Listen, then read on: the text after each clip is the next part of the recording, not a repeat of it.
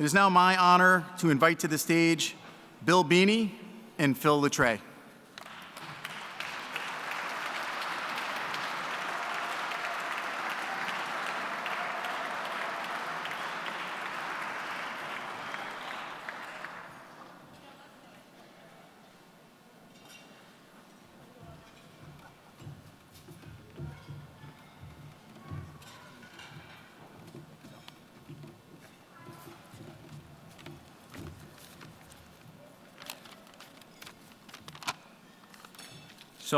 So I'm still working here, so I'm going to follow the directions of our athletic director, who said that it's 2 to 2.5 minutes long. Tom, it's great to see you. It really is.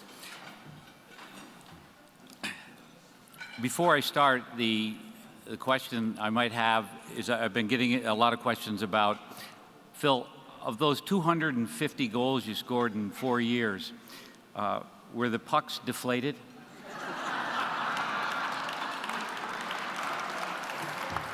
Or maybe the goalies wished they were.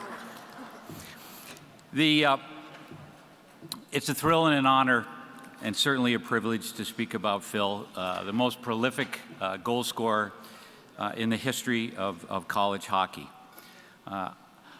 Phil should feel right at home in this rink where he scored so many of those goals.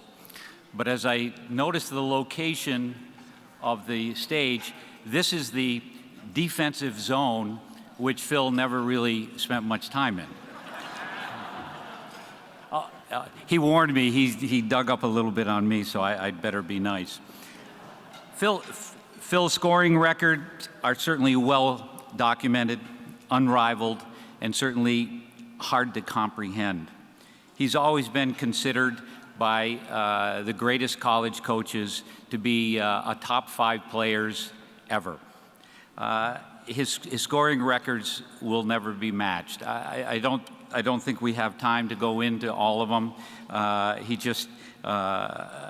And he scored these goals against teams like Boston College and Dartmouth and Clarkson and RPI, because at the time Phil played back in '58 through '61, there was just one division in college hockey. And Middlebury played in that division and did very well. I will say, together with his teammates, and I want to mention a couple of them, I was fortunate about 4 years ago, we had a reunion for the class of 1961, and a lot of these people came back. But with his teammates, Tor Holmgren, the Freiberger brothers, Dates, Jerry, and Bobby, Mike Karen, a great player in his own right as well, and goalie Chuck Gately. They turned Middlebury hockey into a national power. And Phil's senior year, he laments the fact that they only played 21 games, because he said instead of scoring 80 goals, he might have scored 100 goals. But nevertheless, they were really about 1 goal away from making the NCAA championship in 1961. Probably the best 4-year span of hockey that Middlebury College has ever had. The record was 61-23-1, but I think the point that I'd like to make is, while Phil was playing and scoring at a rate of over 4 goals a game, he basically revolutionized the game. He changed college hockey forever, from the standpoint of coaches would have to devise defensive systems to stop him.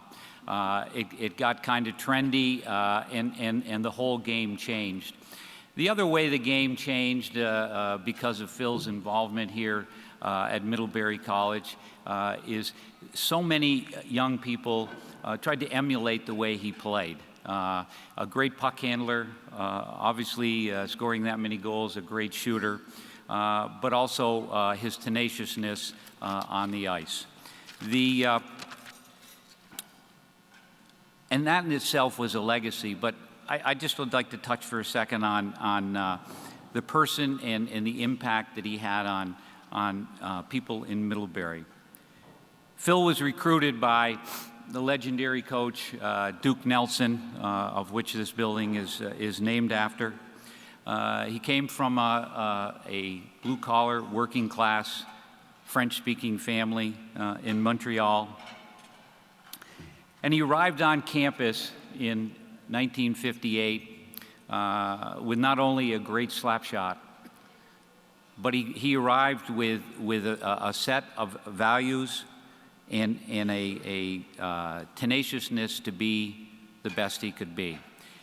These were all instilled in him by his mom and dad in Montreal.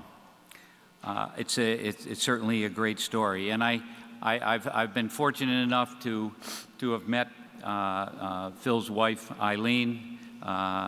Doug is here tonight, his son, and Phil. And you know what? Phil and Eileen instilled those same values in their family. Duke described Phil in a couple of ways. I used to sit and just, as everybody who knows Duke, he might have had a story or two along the way, and I was young, and fortunately he was here when I came, and he would tell stories, and I'd ask questions, and Duke described Phil as a great competitor, first and foremost, just a great competitor, and anybody who's played golf with him understands how competitive Phil is.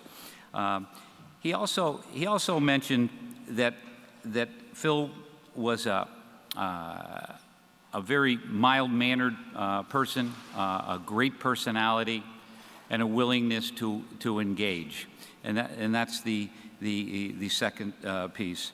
And the other piece that I would say that Duke mentioned was his ability to bring the best out in his teammates. It was through his work ethic, through his willingness to try to get better every day, that competitive spirit that had such a huge impact on his teammates here at Middlebury College. The last piece I would say is that during the 60s, I believe that Phil had the same impact in college hockey, Middlebury, as famous professionals like Bobby Orr had in Boston. Everybody, if you were in Boston in the 70s, everybody wanted to wear number 4 and be a Boston Bruin. If you were in Edmonton, Alberta in the 80s, you wanted to wear number 99 and you wanted to be Gretzky. Well, in Middlebury and in a lot of rinks around the Northeast in college hockey, everybody wanted to wear number 16 and be like Phil Latreille. The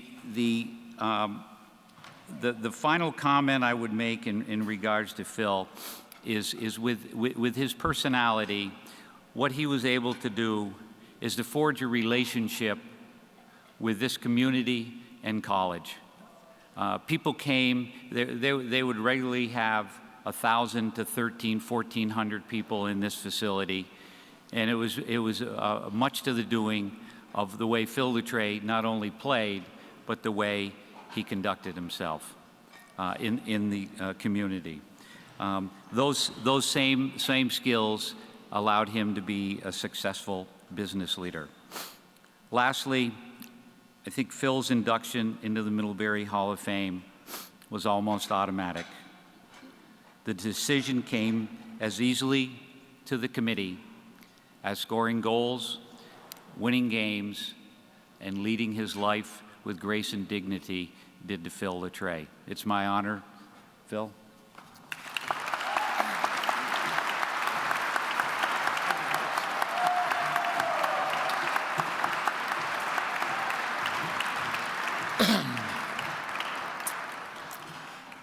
This is my home, and I love being here, obviously. I'm glad I don't work for Aaron. We've had a few discussions in the last couple of weeks when I said, you know, generally it takes me 5 minutes to say hello.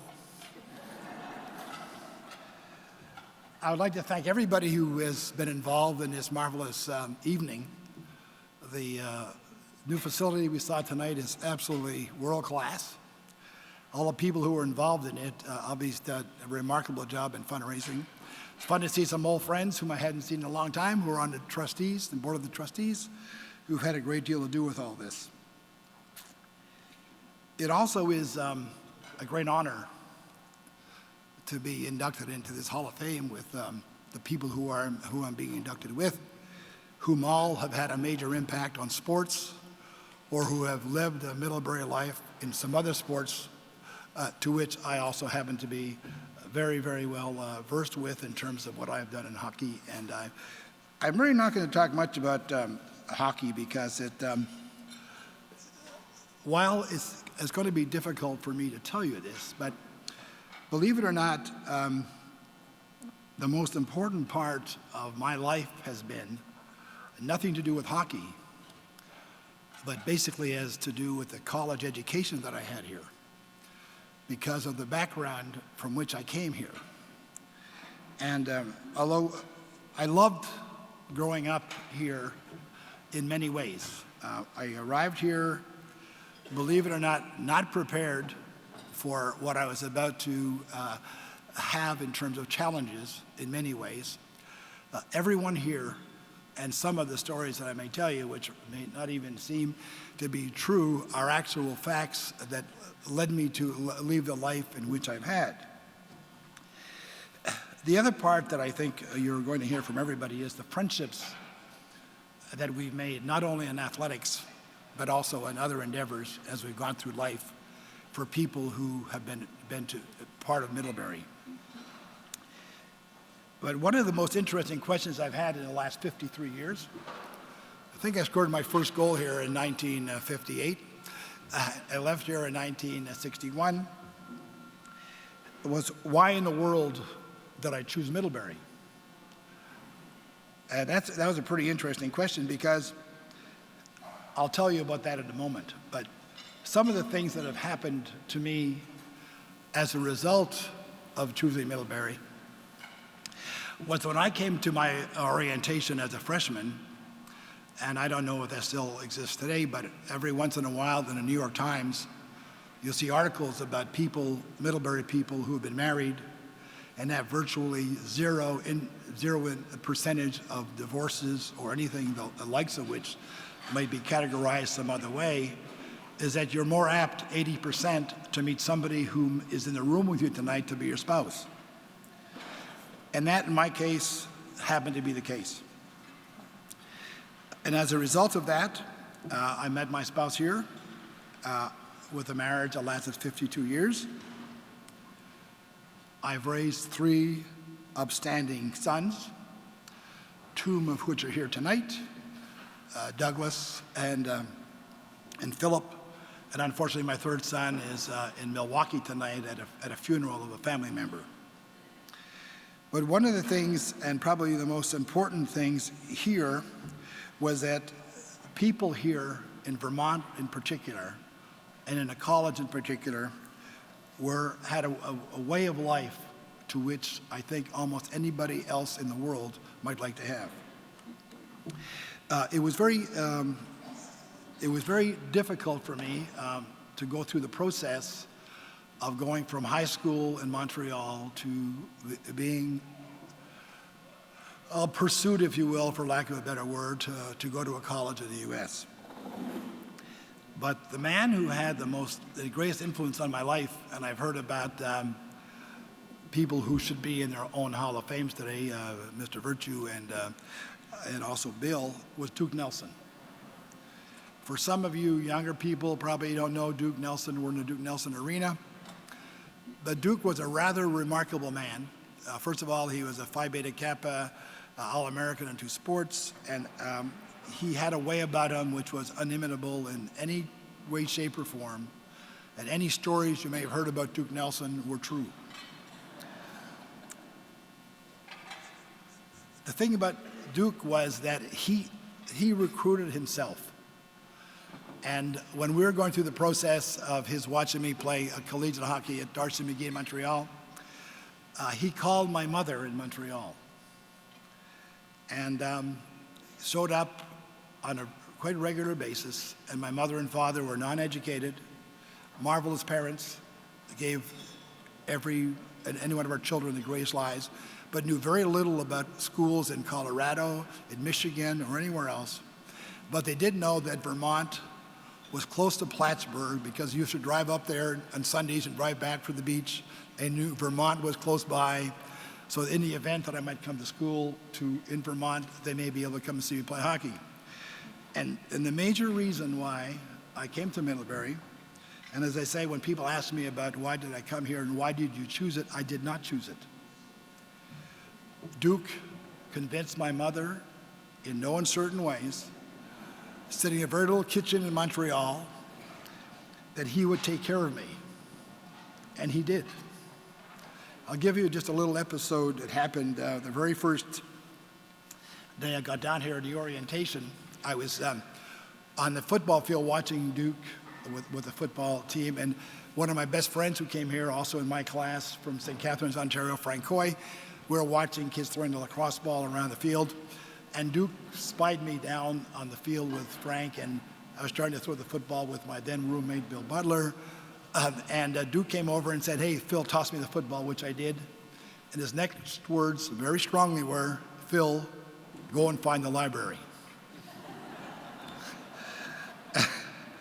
I know one of the things that you recognize going through college is the relationships you make. And the relationships I made along the way here were quite interesting. First of all, as Frank Coy said to me when we came here to have a presentation to our 1961 team, 19-2, and we had a little session afterwards with Q&A, Frank said he loved to play hockey. And I admit to that as well. When I came here, I loved to play hockey. Playing in this rink was a world unto myself, because in addition to having to go to school with difficulty and having to play hockey, I learned a lot of the great traits at that level that I wouldn't have found any other way, in that I had to work, as they say in this day and age, 24/7, 3 meals a day, waiting on table, which I didn't like, but I learned great lessons. I met tonight for a short time one of my fraternity brothers, Milt Peterson. I told him, I said, "You know, Milt, I remember when you were selling me used books, and I learned the term entrepreneur," which he was. And it was one of the lessons I've learned while I was here. I hate to, although I'm going to give you a little insight into what Coach Beanie has said, because the era was very different. Coach Beanie has the greatest coaching record ever at Middlebury College, and it's marvelous. With Duke, who also had a great record, his coaching style was very different than Duke's. One of our trustees is here tonight, Chuck Gately, a very good friend of mine, great goaltender. Before we played our first college game, my freshman year, right here, we played against Bowdoin. And Duke's, in his own style, came into the dressing room. We'd been prepped, by the way, for you old timers. There were 2 other coaches here. Dick Waterman, who was our trainer, and Albert Aldridge, who looked after the training room. And they would all shake their heads and say, "You'll never win a game." Well, before that first game, Duke got in front of our goaltender and said, "Unless you guys score 6 or 7 goals tonight, you have no chance of winning."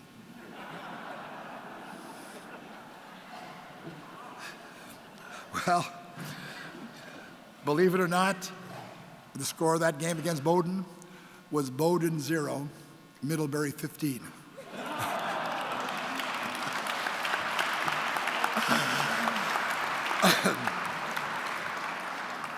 I also remember the last game I played here in my senior year, in front of a packed house, which was sort of fun, was against our dreaded rivals, who were Dartmouth. Once again, Duke in our dressing room said, Chuck was in the net, shook his head, "You'll be lucky to win." Middlebury 17, Dartmouth 3.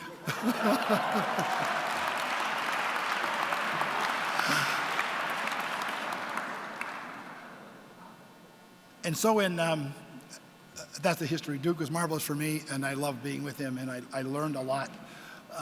I would call it the way in which people will lead has very different roads, one of which was Duke's. But one of the things I'll say with hockey being over, I did my business in New England, in the Northeast, in the Midwest, very hockey areas. And by happenstance, in 1960, I played a college game against Colgate. The score was 13-3, and I scored 10 goals. Still today, I am bewitched, bewildered, and in disbelief to all those people who ask me how, and I cannot tell them. Except there's a record in hockey annals, hopefully will never be broken. But again, Duke, when I scored the 10th goal, just like I'm talking to you, he said to me very nicely, take your skates off, go up and sit in the stands, and watch the rest of the game, which was exactly what he said.